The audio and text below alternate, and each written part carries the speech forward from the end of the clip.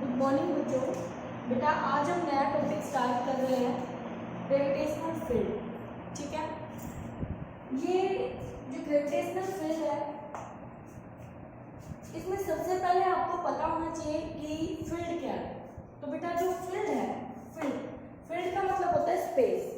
अब यहाँ पर आप ग्रेविटेशनल फील्ड पढ़ेंगे, +2 में आप इलेक्ट्रोस्टैटिक फील्ड पढ़ेंगे, ठीक है, इलेक्ट्रिक फील्ड पढ़ेंगे, फिर मैग्नेटिक फील्ड आएगा। तो इसी तरह से बहुत सारे फील्ड आप डिस्कस करेंगे। तो बेटा जो ग्रेविटेशनल फील्ड है, अब यहाँ पर ग्रेविटी का इफेक्ट होगा, ग्रेविटेशनल फील्ड है तो यहाँ पर क्या कहता है कि हमारे पास कोई भी बॉडी है जिसका मास m है, ठीक है, तो उस बॉडी के चारों तरफ, अब ये बॉडी है जिसका मास m है, इस बॉडी के चारों तरफ एक स्पेस होगा इस तरह से। ये मैं डॉटेड लाइन से एक बाउंड्री दिखा रही हूँ, एक्चुअल में ऐसी कोई बाउंड्री नहीं होती है।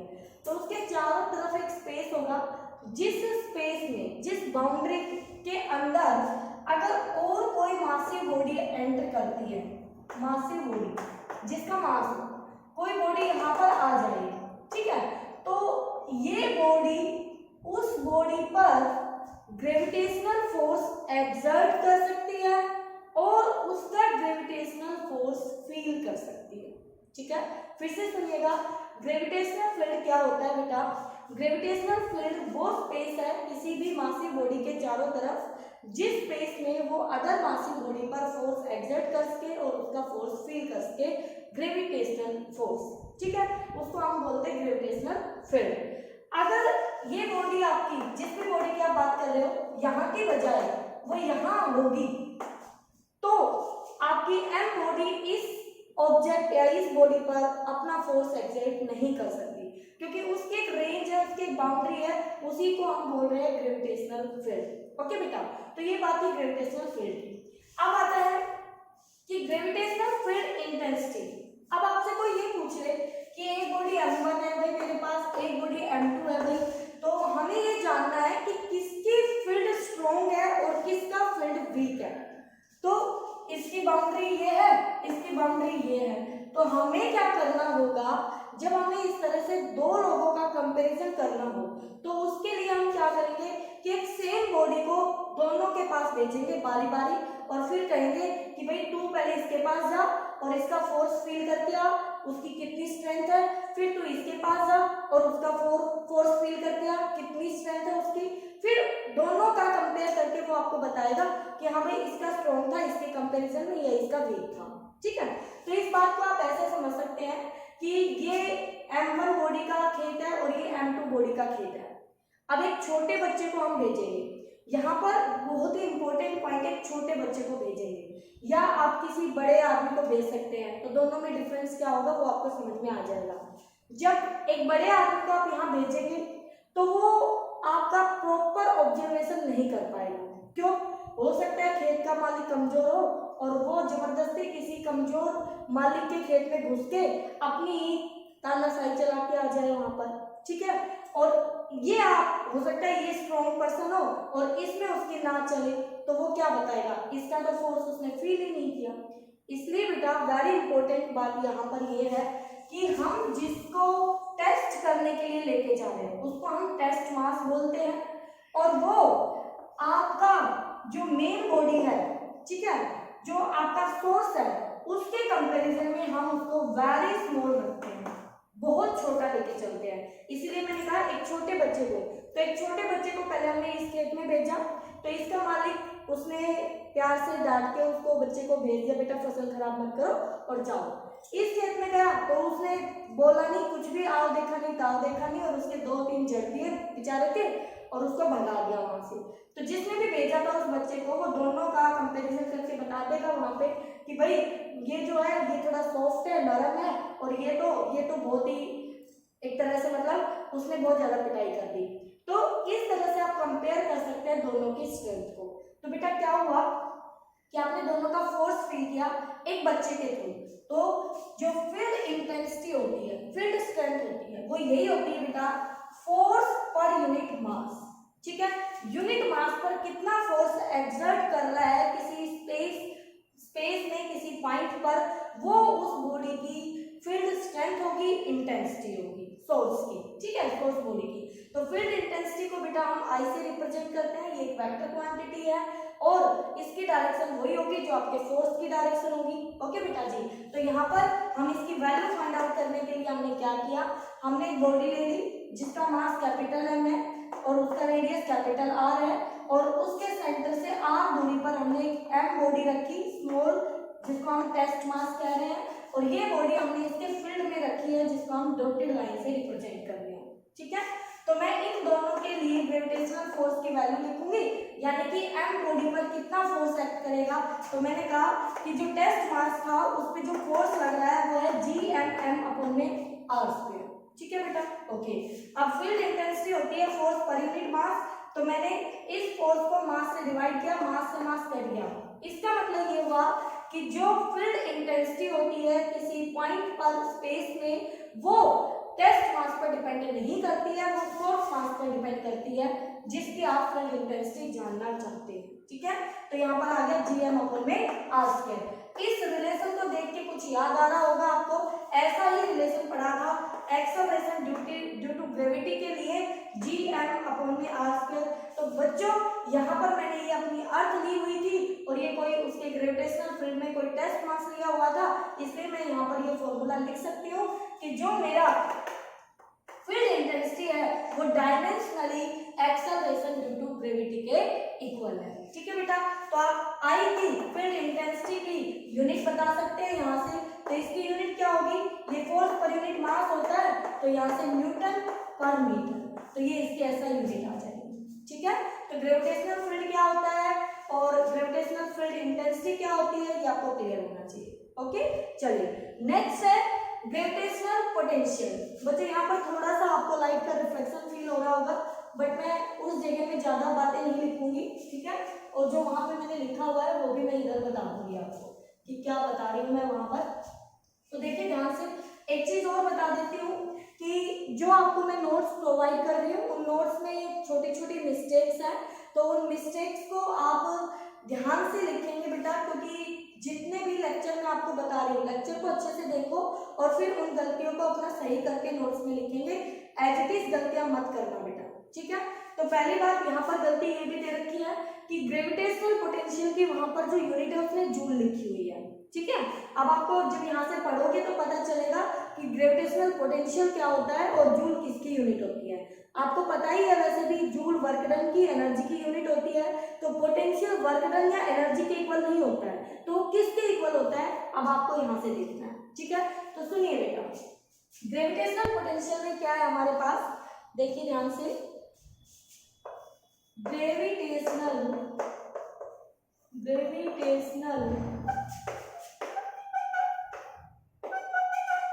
पोटेंशियल हम V से रिप्रेजेंट करेंगे। ठीक है, तो ये कहता है बेटा कि जो ग्रेविटेशनल पोटेंशियल है V, वो होता है वर्क डन पर यूनिट मास। अब इसकी जो डेफिनेशन है मैं आपको अभी बनाना सिखाऊंगी, कैसे बनेगी इसकी डेफिनेशन। ये हमारे पास हमारी अर्थ है, इसका रेडियस r है, इसका मास कैपिटल M है और ये इसका फील्ड हमने दिखा दिया कि यहाँ इस बाउंड्री तक इसका फील्ड है, यानी इनफाइनाइट पे कोई बॉडी M है। ठीक है, तो किसी बॉडी को किसी यूनिट मास को, यानी कि पर यूनिट बताया जाएगा, किसी यूनिट मास को विदाउट एक्सेलरेशन का मतलब है उसका v constant, velocity constant, speed से, यानी कि काइनेटिक एनर्जी कांस्टेंट, तो k उसका कांस्टेंट रहेगा तो डेल्टा k उसका 0 आएगा। Without change in kinetic energy कह दे इस बात को, या विदाउट एक्सेलरेशन कह दे इस बात को, तो हम एक बॉडी को इन्फिनिटी से किसी पॉइंट तक लाने के लिए, पी पॉइंट तक लाने के लिए जो हम वर्क डन करेंगे यूनिट मास पर, वो ही उस पॉइंट पर पोटेंशियल होगा। ठीक है, कैसे लिखूंगी बेटा, potential at P point is equal to work done from infinity to P point पर unit mass. This is the gravitational potential without acceleration या विदाउट चेंजिंग काइनेटिक एनर्जी। और इसका रिलेशन आएगा बच्चों v equal to minus G M upon में R. ये आपके पास ग्रेविटेशनल पोटेंशियल का एक्सप्रेशन आएगा जो अभी हम डिराइव करेंगे। तो यहाँ से इसकी यूनिट आप लिख सकते हैं, जनरल फॉर्मूला पोटेंशियल का वर्क डन पर यूनिट मास, ठीक है। वर्क डन किसके ऊपर, यूनिट मास बॉडी के ऊपर। जब हम वर्क करेंगे उसको यहाँ तक लाने के लिए बिना एक्सेलरेशन के, अब वर्क करोगे बिना एक्सेलरेशन के, यानी कि अब आप ये सोचोगे मैम जैसे ही इसके फील्ड में आएगा तो ये बॉडी तो इसको अपने आप अट्रैक्ट कर लेगी, हमें काय का वर्क करना पड़ेगा। नहीं बेटा, यहाँ पर ये बॉडी जब इसको अट्रैक्ट करेगी अपने ग्रेविटेशनल फील्ड में आ जाने के बाद, तो ये बॉडी एक्सेलरेटेड हो जाएगी। क्या हो जाएगी, एक्सेलरेटेड हो जाएगी। और आपको उसमें जीरो एक्सेलरेशन बना के रखना है, तो आपको ग्रेविटेशनल फील्ड के अगेंस्ट वर्क करना पड़ेगा, ठीक है। तो उसकी काइनेटिक एनर्जी सेम रखने के लिए, समझ में आ गई होगी बात, बहुत ही इंपॉर्टेंट कॉन्सेप्ट है, ठीक है। और एक इंपॉर्टेंट टर्म ये भी है कि जो आपका ग्रेविटेशनल फोर्स है, ग्रेविटेशनल फोर्स वो हमारा कंजर्वेटिव फोर्स है बेटा, कंजर्वेटिव फोर्स है बच्चों। जो बेटा बातें मैंने यहाँ लिखी है वो सारी मैंने इस तरफ समझा दी आपको। कंजर्वेटिव फोर्स है तो work done infinity to P plus work done P to infinity हमारा जीरो होगा। आपको पता है कंजर्वेटिव फोर्स के लिए, कंजर्वेटिव फोर्स के लिए work done over a close loop हमारा जीरो होता है। तो मैं कह सकती हूँ कि work done infinity to P equal to होगा minus work done P to infinity, यानी जो वर्क मैं यहाँ से यहाँ करूंगी वही वर्क मैं यहाँ से यहाँ करूंगी, सिर्फ वर्क डन के साइन यानी नेचर का डिफरेंस होगा बेटा, वहां पर नेचर का फर्क होगा, एक पॉजिटिव वर्क एक नेगेटिव वर्क होगा। बात समझ में आई, ठीक है, ओके। चलिए, तो ये रिलेशन हमें डिराइव करना है। इस रिलेशन को डिराइव करने के लिए हम क्या करेंगे, डायग्राम मैंने सामने ड्रॉ कर रखा है तो मैं आपको दिखा देती हूँ डायग्राम को अच्छे से। तो ग्रेविटेशनल पोटेंशियल क्या होता है, ग्रेविटेशनल पोटेंशियल जो है बेटा वो एक पॉइंट पर डिफाइन नहीं कर सकते आप। ये जो आपने Vp लिखा है पोटेंशियल एट P पॉइंट, तो ये आपने लिखा है work done from infinity to P point पर यूनिट मास। तो इसका मतलब ये है कि potential at P minus potential at infinite, और इनफाइनाइट पर आपने जीरो माना है तभी ये आपका Vp के इक्वल बनाया है, यानी potential at P point. Actual में जिस पॉइंट पर आप पोटेंशियल डिफाइन कर रहे हैं वो भी दो पॉइंट का डिफरेंस है, बस फर्क इतना है कि जो दूसरा पॉइंट है वो रेफरेंस हो जाएगा आपका, तो वहां जीरो माना हुआ है, इसलिए जो डिफरेंस आता है वही पोटेंशियल उस पॉइंट का पोटेंशियल आ जाता है। बात समझ में आ गया। तो फिजिक्स में जो पोटेंशियल है, ग्रेविटेशनल पोटेंशियल, वो टर्म सिग्निफिकेंट नहीं है, उससे ज्यादा पोटेंशियल डिफरेंस सिग्निफिकेंट है। और जैसे मैं आपको ग्रेविटेशनल पोटेंशियल समझा रही हूँ वैसे का वैसा आपका पोटेंशियल एनर्जी आएगा, ठीक है बेटा। तो पहली मिस्टेक मैंने आपको बता दी है, उसकी यूनिट में यहाँ पर जूल लिखा हुआ है, वो आप करेक्ट कर लेना अपना। जूल नहीं होती है, जूल पर किलोग्राम होती है इसकी यूनिट, ठीक है। अब इसके लिए क्या है, ये हमारी अर्थ है, इसका रेडियस r है, मास n है, और इससे इंफिनिटी पर, अब इसको मैं अलग तरीके से बताऊंगी कि P पॉइंट से इंफिनिटी तक किसी बॉडी को ले जाने में मैं वर्क करूंगी, ठीक है। तो वो जो वर्क मैं करूंगी वहां से जो मेरे पास वर्क डन आएगा उस वर्क डन को मैं मास से डिवाइड करके पोटेंशियल फाइंड आउट करूंगी, ठीक है बेटा। तो डेरिवेशन के लिए हमने work done from P to infinite find out करना है, work done from P to infinite find out करना है। तो उसके लिए हम मानेंगे बेटा कि अगर हमारा पार्टिकल यहाँ पर उसका dx डिस्प्लेसमेंट के थ्रू अगर हम उसको लेके जाए स्मॉल डिस्प्लेसमेंट, तो इस पॉइंट को मैं a और b कह दूं तो ये dx है, ठीक है।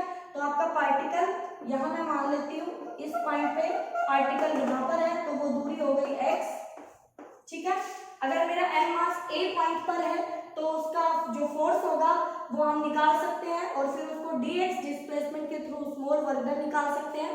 तो देखिए यहाँ से देखिए, चलिए, force on m mass is, तो ये आ जाएगा आपके पास F equal to GMM upon में x square. Therefore small work done dw equal to F dot और वहाँ पर डिस्प्लेसमेंट आपका dx है तो F डॉट dx। अब देखिए बेटा इस बॉडी को आप इस तरफ लेके जा रहे हैं, ठीक है, तो आपने फोर्स भी इधर लगाया, डिस्प्लेसमेंट भी इधर हो रहा है, तो थीटा आपका 0 बन रहा है। तो dw equal to F dx cos 0, तो यहाँ से dw इक्वल टू F की वैल्यू मैं यहाँ से उठा लूंगी GMM अपॉन में x स्क्वायर dx cos 0 मेरा 1 हो जाएगा बेटा जी। और फिर टोटल के लिए मैं इंटीग्रेट करूंगी, तो टोटल वर्क डन के लिए जैसे ही इंटीग्रेट करूंगी तो GMM मेरा बाहर और 1/x स्क्वायर का इंटीग्रेशन होगा बेटा। कहाँ से कहाँ जाऊंगी तो देखना, P पॉइंट से इंफिनिटी जा रही हूँ तो वर्क डन मैं कर रही हूँ बेटा P टू इंफिनिटी, तो लिमिट P टू इंफिनिटी के लिए तो P पॉइंट दूर है R और इनफाइनाइट इनफाइनाइट, तो लिमिट आ जाएगी R टू इंफिनिटी। बोलो बेटा लिमिट समझ में आई कि ये dx मैं यहाँ पर भी ले सकती थी और बिल्कुल इनफाइनाइट पे भी ले सकती थी, तो वो R से इनफाइनाइट तक वैरी करेगा x आपका, तो R से इंफिनिटी तक आपकी लिमिट आ गई, तो P टू इंफिनिटी मैं वर्क कर रही हूँ, ठीक है। तो यहाँ से जो वर्क डन आएगा W फ्रॉम P to infinity equal to, अब देखिए ध्यान से यहाँ पर GMM ये तो है ही आपका, अंदर आपका 1/x स्क्वायर है, इसका इंटीग्रेशन करना है, तो इसका इंटीग्रेशन आप भूल गए होंगे, मैं दिखा देती हूँ। 1/x स्क्वायर को आप लिख सकते हैं बच्चों x की पावर -2 dx और -2 में 1 प्लस करेंगे, न्यू पावर से डिवाइड करेंगे, तो इसका जो इंटीग्रेशन आएगा वो नई पावर हो जाएगी ये और इसी से डिवाइड, तो x की पावर -1 अपॉन में माइनस बचेगा, तो ये इसका इंटीग्रेशन आ जाएगा। तो मेरे पास टर्म आ गई है -1/x, ठीक है। आगे से ये आपको ध्यान रहेगा कि 1/x स्क्वायर का इंटीग्रेशन आएगा -1/x, कैसे आया वो बता दिया। लिमिट है इसकी R टू इंफिनिटी, ओके बेटा। तो work done from P to क्या हम निकाल रहे थे GMM, अब मुझे लिमिट रखनी है, माइनस मैंने बाहर निकाल दिया बेटा, अपर लिमिट 1/इंफिनिटी माइनस लोअर लिमिट R, तो बच्चों यहाँ पर work done from P to infinity मेरा आ गया -GMM, ये m मास ऑफ अर्थ है, ये m मास ऑफ बॉडी है, और यहाँ पर 1/इंफिनिटी 0 तो -1/r, तो बेटा जी यहाँ से आ चुका है आपका P टू इनफाइनाइट, माइनस से माइनस खत्म, GMM अपॉन में R, this is the work done from P to infinite. So मैं लिख सकती हूँ, दूसरे कलर से लिख रही हूँ, so work done from infinity to P जिसकी मुझे जरूरत थी -GMM अपॉन में R। बोलो बेटा बात समझ में आई, ठीक है। साइड में हम बता सकते हैं क्लोज लूप के लिए वर्क डन, यहाँ से यहाँ जितना वर्क हुआ है उतना ही वर्क यहाँ से यहाँ होगा, बट इसका नेगेटिव होगा, तो -GMM अपॉन में R। अब हमें पता है पोटेंशियल होता है work done from infinity to P point पर यूनिट मास, तो V इक्वल टू, तो बेटा जी एक m से m कट जाएगा, -GMM अपॉन में R इंटू m, m से m गया तो V एट P पॉइंट आपने डिफाइन कर दिया है, आप इसको VPD लिख सकते हैं, ठीक है। ये मैंने आपको बता दिया है कि पोटेंशियल है ना, जो पोटेंशियल है वो पर्टिकुलर पॉइंट पर डिफाइन नहीं होता, वो दो पॉइंट का डिफरेंस ही होता है, तो यहाँ पर वो दूसरा पॉइंट इंफिनिटी पे है। जब भी आप किसी पर्टिकुलर पॉइंट पर पोटेंशियल लिख रहे हैं तो आप समझ जाना कि आपने पर्टिकुलर मतलब जो डिफरेंस लिया है वो एक दूसरा पॉइंट है जो कहीं पर इंफिनिटी पे या जिसकी वैल्यू 0 ली है, तब जाके उस पॉइंट पर पोटेंशियल आपका इतना आएगा। समझ में आई बेटा बात, ठीक है। तो ये था हमारा ग्रेविटेशनल पोटेंशियल, इसको आप अच्छे से कर लीजिए, ओके।